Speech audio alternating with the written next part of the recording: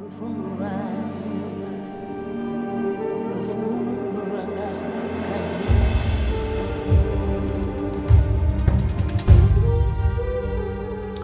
there we are continuing with Luke chapter 5, verse 27.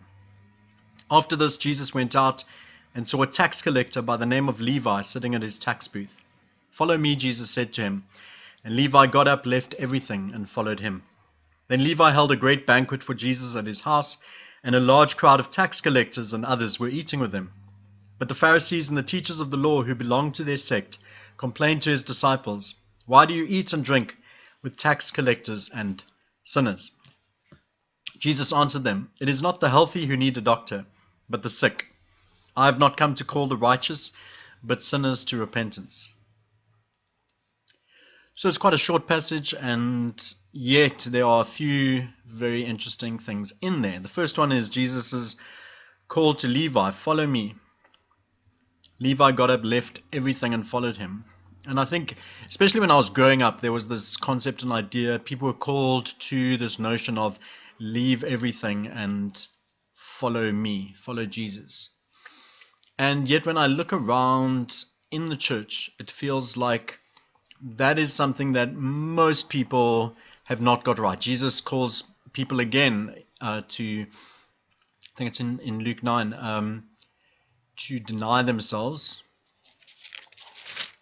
Let me see if it is Luke 9. Yeah, we're getting there. Luke 9:23.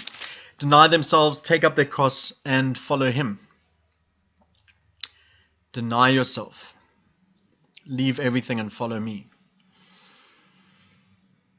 And that has to be quite a scary concept. Like, we don't get any sense of time in this passage. Jesus said to him, "Follow me." Levi got up, left everything, and followed him. Like, was it like that? Is that the way it happened?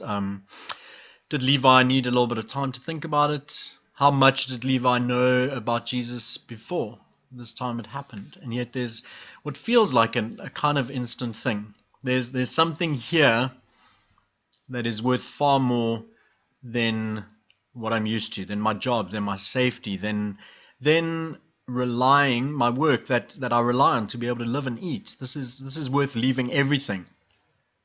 And there's a lot of unanswered questions when you get up and follow Jesus in terms of like, how are you going to eat, Levi? Where are you going to stay? But this reminds me of other parables Jesus told. The parable of the treasure in the field, or the pearl. Somebody found something that was so valuable that it was worth just turning their back on everything else. And so that's interesting. And where do you stand in that? Is deny yourself, take up your cross daily, and follow Jesus something that you do? And if it's not, would you say that you're not a true disciple of Jesus? Or do you somehow justify some kind of middle ground? Like, I'm not following Jesus with everything, but I'm pretty good. I follow Jesus with most things. I follow Jesus on a Sunday. I give money. Yeah, I used to use the cake analogy, where cake is cut into different pieces and Jesus is the icing covering the cake.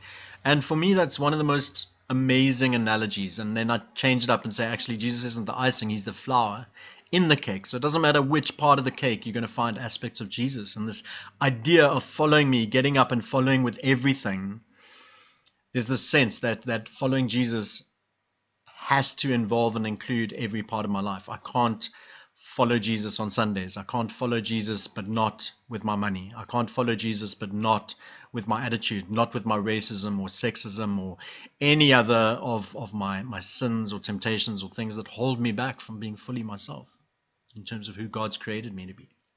So that's interesting. The second one is that Levi immediately has this big banquet for Jesus because he's so excited. They're having this big party, and the Pharisees and teachers of the law complain, "Why do you eat and drink with tax collectors and sinners?" And so there's this idea of a demarcation. You're allowed in, you're not allowed in. And that's something that the church has sadly done really well through the ages. Who is good enough? Who is not good enough? And something that God, I think, worked in my life very specifically in one area, but I think it applies to other areas as well, was at a time when I was wrestling with one of the concepts of what it meant to be a Christian, follow God, and all that kind of stuff. And there was the sense of Jesus saying to me, or God saying to me, you know what, my job is that I will deal with sin. I will deal with your sin. I'll take care of it. I will deal with the sin. Your job is to bring people to me. If you think of Andrew, who brought Peter to Jesus, like every time you see Andrew in the Bible, he's the guy that finds the little kid with the lunch at the feeding of the 5,000. Like he got the role, and we don't see enough of him, but constantly pointing people towards Jesus. We see that in Paul in his writings. I know some people don't like Paul, but constantly pointing people towards Jesus. It's not me. It's Christ crucified. Christ in me, the hope of glory. It's all about Jesus. And so that is interesting that the Pharisees and the teachers of the law, the religious ones, the ones you expect to be right and holy and good and all that, were the ones that were constantly keeping people away from Jesus, constantly saying, no, you're not good enough for religion, for Judaism at the time, for Christianity now, you're not good enough. And I think there's a sense, I was freed up when I had that sense that God says, I'll take care of sin. You direct people to me. You point people to me. You speak about me. You speak about my kingdom. I will deal with the sin. That is very freeing. And I don't think it means that we never challenge things. We never hold people accountable. We don't, like, we are called to deal with that stuff as well. But in the bigger picture, and always at the end of the day, Jesus is the one who will deal with sin. Am I pointing people towards Jesus, or am I making it hard or harder for people to find him?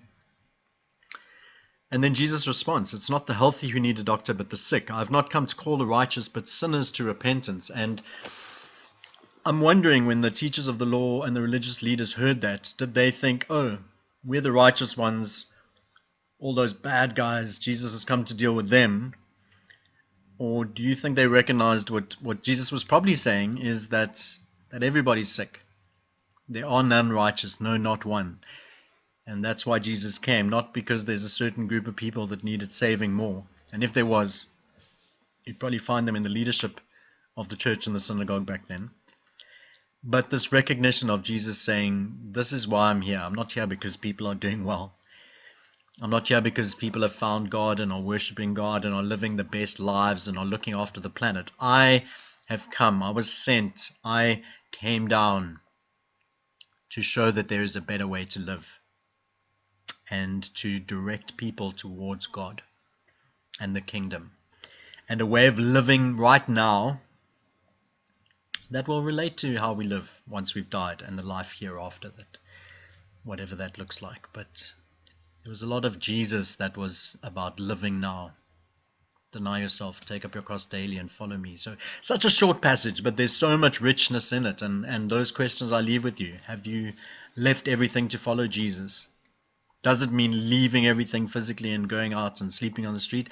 Or does it mean that nothing you have and own and are part of is more important in your life than Jesus and his kingdom? Definitely some stuff to think about there. See you next time.